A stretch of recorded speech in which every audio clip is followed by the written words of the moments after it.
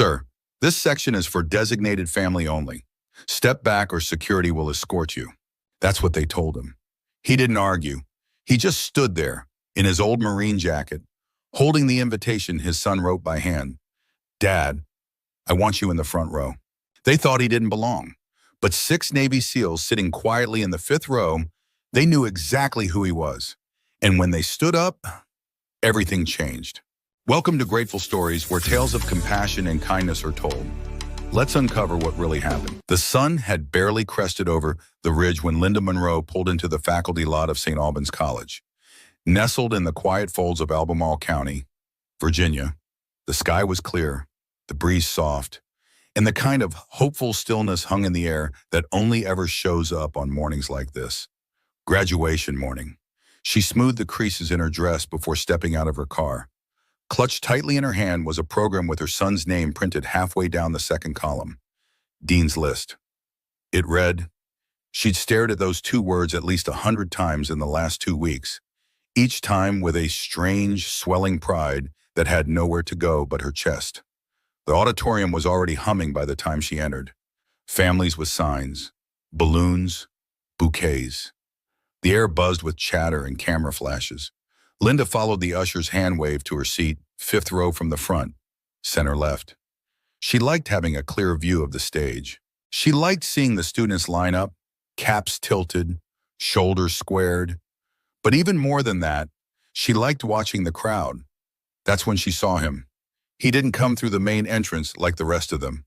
He emerged from the far side door, near the emergency exit, quiet, deliberate, alone. He wore an old Marine dress jacket, the kind Linda remembered from her father's funeral, faded at the seams, a size too large in the shoulders. His jeans were worn, boots scuffed. His hands stayed folded behind his back. And though the rest of the crowd was still in motion, chatting, laughing, adjusting ties, he stood completely still, like a statue no one asked for, and no one could ignore. Linda tilted her head slightly. The man didn't look lost. He looked patient, watchful, like he was waiting for something. Eventually, he moved, slowly, carefully, toward the front rows. He approached the roped-off section, the one with the little silver placards and printed name tags. Guest of honor, they read. He stepped up to an empty seat near the aisle, and then came the girl in the headset. Sir, she said, blocking his path, clipboard tight to her chest. This section is for designated family only. The man nodded once. Calm. My son's graduating today. I should be on the list. She didn't check, didn't look, just pointed toward the back. You'll need to stand clear, please, or security will escort you. Linda watched as the man's posture didn't change. Not a twitch, not a flinch. He simply stepped back. 1 pace, no resistance, no argument. 2 security guards moved closer, hovering just behind the usher. The crowd didn't notice. Not really. They were too busy adjusting camera angles and fixing corsages. But Linda noticed, and so did a small group of men in row 5, just a few seats to her right. Their eyes hadn't left the man since he entered. The old Marine took a position by the side wall, just beneath the glowing red exit sign, hands still behind his back, chin lifted slightly. His gaze locked on the stage. The ceremony began not long after. A booming voice over the speakers welcomed students, parents, and honored guests. Everyone clapped. Cameras clicked. The dean made a joke about tuition. People laughed. But Linda didn't laugh.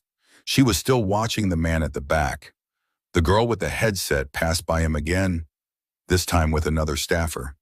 He's still standing there, she whispered. I don't think he's even invited. I'll have security keep an eye on him, the other replied. Linda felt her chest tighten, not from fear, not from anger, from something else, a kind of secondhand shame that didn't belong to her but clung to her anyway. Because that man, whoever he was, didn't look like trouble. He looked like someone who had already seen too much of it. Then came the student speaker, a polished young man with impeccable posture and an even better suit. The dean's son, according to the program. He spoke with all the right pauses, thanked all the right people, But then he added something else. And a special thanks, he said with a chuckle, to the presentable family sitting right here in the front, reminding us what real college values look like. Laughter trickled through the crowd, polite, polished. But Linda didn't laugh. Neither did the man at the back, and neither did the three men in row 5. They exchanged glances, quick, quiet. One of them, tall with a closely cropped haircut under a ball cap, leaned slightly forward. That was for him, he muttered. The others gave a single, knowing nod. Linda looked back toward the stage, then toward the man by the wall. He hadn't moved, still standing, still waiting, still holding something invisible but unmistakably heavy. And in that moment, Linda Monroe knew two things with absolute certainty. That man didn't come here to make a scene, and someone had made a mistake, a big one, because she didn't know his name yet, didn't know where he came from, didn't know what uniform he once wore, or how many nights he'd spent walking into the fire so others didn't have to. But she knew this. He didn't belong at the back of the room, not today, not ever. And if nobody else was going to see it, then maybe it was up to her. The program shifted. One name after another was called. Applause, flashbulbs. But Linda Monroe couldn't take her eyes off the man at the back of the room, the one no one else seemed to see. A few rows behind her, those three men still watched him too. Subtle, but intent. Their posture didn't match the crowd's relaxed enthusiasm.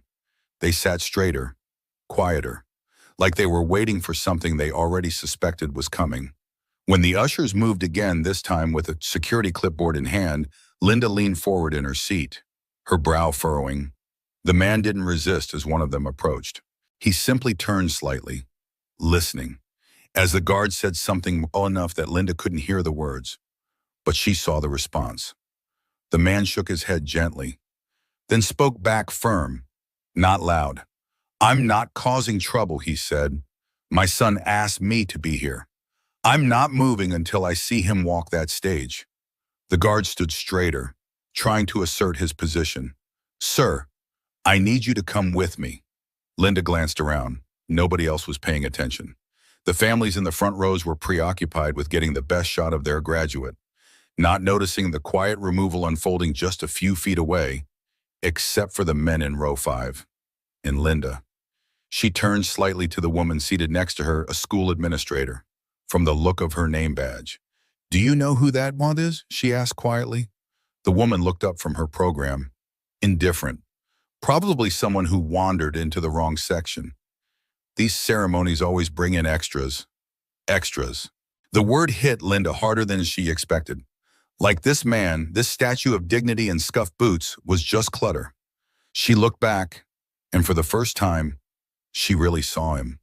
The lines in his face, the rigid set of his jaw, the way his left shoulder tilted just slightly like an old injury still bore weight, even after years. And the jacket, dark blue, brass buttons dulled by time, sleeves frayed at the edges. It wasn't for show. It was the best thing he had. She didn't know how long he'd been standing there, but she knew one thing: he came prepared for this moment. Not for a confrontation, for his son. The second guard stepped in now. A hand gently touched the man's elbow, urging him toward the exit. And that's when Linda heard it faint, but unmistakable. The crinkle of paper. The man reached into the inside pocket of his marine dress coat and pulled out a small, folded card. Its edges were softened from being read too many times. He held it out, not to the guard, but just in front of him. Not as a weapon, as a reason. "My son sent this," he said softly, handwritten. Linda caught a glimpse of the words scrawled in blue ink. One sentence. "Dad, I want you into the front row," but that didn't matter to the staff. No guest pass, no seat. The usher said firmly, "Please, sir." The man exhaled slowly and nodded. No resistance, just a quiet, obedient step back. Linda felt something rise in her throat. Anger. Yes, but also shame. Not hers, his. And the injustice of it all made her pulse quicken. She opened her mouth, ready to say something, But she didn't have to. A single chair scraped backward, then another, then four more. From row 5, 6 men stood up at once. They didn't speak. They didn't shout. They didn't draw attention to themselves. But in the ripple of movement, Linda felt the whole room change. The man nearest the aisle, tall, broad, eyes sharp beneath a civilian baseball cap, stepped out and walked toward the back, toward the old Marine, toward the man who was being escorted out of his own son's graduation. He reached into his jacket, pulled something small from his pocket, and held it out. Linda squinted. It looked like a badge, but not police, not military rank. It gleamed under the overhead lights, gold with silver wings. And then she saw it. The trident, United States Navy SEAL. Another man joined him, and then another.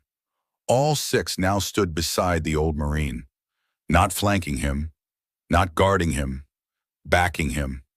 The first one, the tall one, looked at the security guard and spoke in a voice that was calm but carried like a drumbeat. "That man doesn't leave this room," he said. "He led us through hell. He stays right here." Gasps whispered through the rows. Some people turned. Most still didn't understand, but Linda did. She stood slowly, her eyes locked on the old Marine, his name still unknown to her, but not his worth, because no one gets a SEAL to stand for them by accident. No one gets 6. The guards froze, looked between the men, then at the badge, then at the crowd, which was now paying attention. The usher who had dismissed him stepped back, eyes wide, and the old Marine. He didn't gloat, didn't lift his head in pride. He just lowered his gaze to the floor, because it wasn't about vindication. It was about something. He never asked for a seat to see his son, a seat that never came. Linda turned to the woman beside him again, but this time she didn't ask. She simply said, "That man's name will mean something before this day is done." Then she stepped aside, clearing a path, because whatever happened next, she knew the auditorium had just witnessed the start of something far bigger than any program or prepared speech. Something real, something earned. And it had come from the back of the room, where the best seat was never offered, but where true honor had been standing all along. The room didn't breathe. For a long moment, all you could hear was the buzz of the overhead lights and the distant shuffling of programs being tucked nervously under seats. The 6 men stood shoulder to shoulder, their civilian clothes doing nothing to hide who they were anymore. The badges in their hands caught the auditorium lighting, small, shining, and unmistakable. Navy SEAL tridents. Linda Monroe didn't move. Her pulse beat in her ears, but her feet stayed still. Everyone around her had turned by now. Conversations had stopped mid-sentence. Phones lowered. Laughter dried in the air like it never belonged there. And the man at the center of it, still unmoved, just stood there quietly, the invitation still folded in his hand. His jaw set not in anger, but restraint. The tall SEAL took a step forward. His voice, when it came, was low, but it filled the entire space. "You can't remove him," he said. "You won't." He paused, looking toward the crowd. "This man led us through fire, through dirt, through blood. When the world collapsed behind us, he stood up front. He turned back to the guards. He doesn't leave this room." Nobody clapped. Nobody cheered. But something shifted. It wasn't loud. It was quieter than reverence. Like the room was waking up from something like shame had pulled the curtain back on its own performance. Then another voice rose, this time from the left side of the auditorium. It wasn't young, long, it wasn't commanding, but it carried. A man stood older, his chest dressed in military medals that shimmered beneath a gray jacket. A few heads turned, a few gasped. Linda did too. She recognized the uniform. A colonel. "I know that man," the colonel said, voice unwavering. "His name is Master Sergeant Raymond Cole, 3rd Reconnaissance Battalion, United States Marine Corps, retired." He took a breath, thick with memory. "In 2006, during Operation Firewatch in Kandahar, I watched that man run back into a burning compound to drag out 5 Marines under active fire. He didn't ask for backup. He didn't wait for orders. He just went." Silence fell heavier than before. He was the only one who came back out standing. The colonel finished, because he carried the rest of us on his back. A single cough echoed in the distance. Someone dropped their program, but still no one spoke. Linda looked at the man again.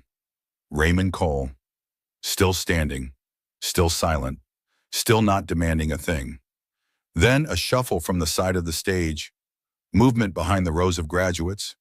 A young man in cap and gown stepped forward, his steps quick, purposeful, eyes searching the crowd. His cap tilted slightly to one side, his hands trembling as he reached for the microphone on the podium.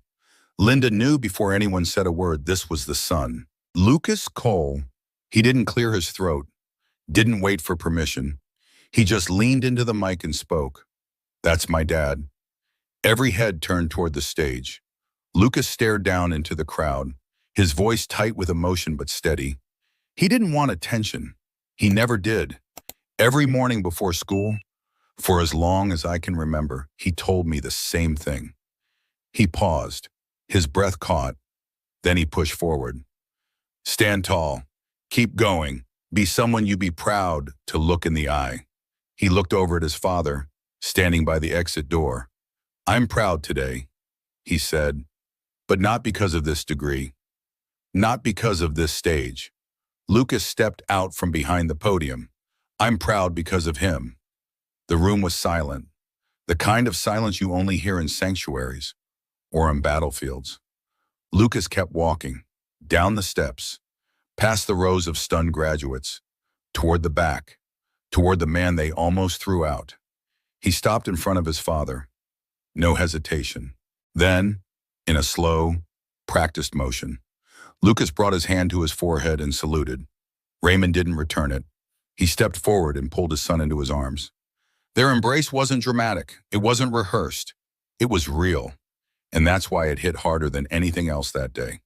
The 6 seals stood straighter, one by one, in unison. They raised their hands and saluted the man who had once led them into hell and walked them back out. Linda blinked fast, trying to clear her vision. She couldn't remember the last time she'd seen a room full of people forget themselves like this. People who had laughed a few minutes ago now stood frozen, silent, respectful. And in that stillness, something holy happened. Not religious, but sacred. Raymond placed a hand gently on Lucas's shoulder and whispered something only his son could hear. Lucas smiled faintly, nodded, then turned, facing the crowd with his father beside him. The usher who'd dismissed Raymond earlier looked down at her clipboard like it had betrayed her. One of the security guards stepped back, quietly fading into the side hallway. No one tried to stop them now. No one dared. Linda Monroe watched as Lucas took his father's hand and led him forward, toward the rows that once wouldn't have him, toward the front.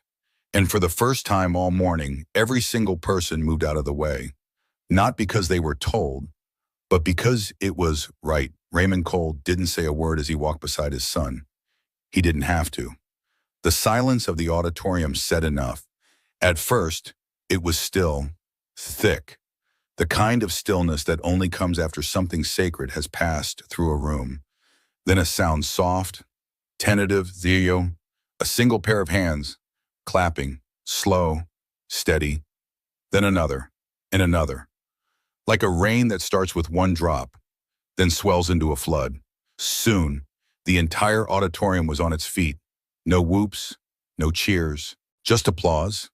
Pure, grounded, reverent. Linda Monroe stood too, her hands coming together not just in recognition, but in apology. Because the man they tried to push aside had become the man no one could look away from. The usher, the one who'd turned him away, without a glance stared down at the floor, clipboard trembling in her hands. She stepped aside quickly as Raymond passed. Not a word, not even a glance, just shame, folded quietly into silence. Raymond's walk to the front wasn't fast. He didn't rush. His boots hit the floor with the same steady rhythm he must have used in the field, measured, deliberate, unshaken. Lucas stayed by his side the whole way. When they reached the roped-off section, the same line he'd been denied entrance to earlier, no one stopped them. The same usher who'd waved him off now moved aside without meeting his eyes. This time, there was no resistance, just space. Space that hadn't been given, but had now been earned. Raymond didn't gloat, didn't nod in triumph. He just sat, second row, center left, Lucas beside him, and behind them still standing. Arms at their sides, those 6 SEALs remained at attention.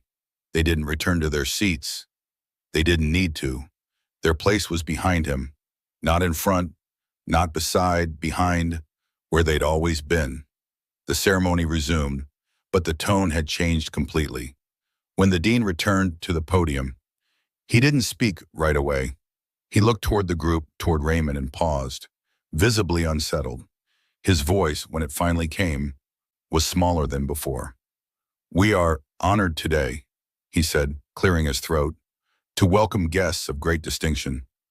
Some we failed to recognize soon enough." There was a pause, then a few claps, then more, and then again, the room filled with sound, but it wasn't for the dean. It wasn't for the faculty. It wasn't even for the graduates. It was for a man who came with nothing but a folded card in his pocket, and the kind of dignity the world forgets how to see. Raymond didn't smile. He didn't soak in the moment. He simply unfolded the invitation one more time, read the words his son had written, "Dad, I want you in the front row," then tucked it back into his coat pocket, close to his chest, because that's what he'd come for. Not a spotlight, just that seat. After the ceremony, as the crowd slowly filtered out, Linda stayed in her seat. She didn't want to leave just yet. She wanted to see what happened when the applause faded, when the lights dimmed and the decorations came down. That's when she saw something she'd never forget, one by one. Students passed by Raymond's seat. Some stopped to shake his hand. Some just laid a hand briefly on his shoulder and kept walking. No words needed. One young woman, a graduate with tear-streaked cheeks, paused, saluted him, and whispered, "Thank you for carrying them." Raymond nodded gently, said nothing. Linda's throat tightened as she watched it unfold. There was no announcement, no camera crew, no prepared statement, just gratitude, in its rawest, realest form. Then one of the SEALs, the youngest looking of the 6, stepped forward and placed something small in Raymond's hand. A coin, challenge coin. Linda recognized. She'd seen one once at a funeral. They weren't given lightly. Raymond turned it over in his palm. On one side, the emblem of their SEAL team. On the other, 5 engraved words. "The quiet ones lead the loudest wars." Raymond closed his hand around the coin. The man didn't cry, but Linda swore, just for a second, that his shoulders eased. Just a little, as if something heavy had been lifted, not taken, just shared. And that mattered, and that meant everything. Later, as the room emptied and the janitorial staff moved quietly through the rows, Linda finally stood. She glanced one more time toward the man who had changed the course of an entire morning without raising his voice. He hadn't come for applause.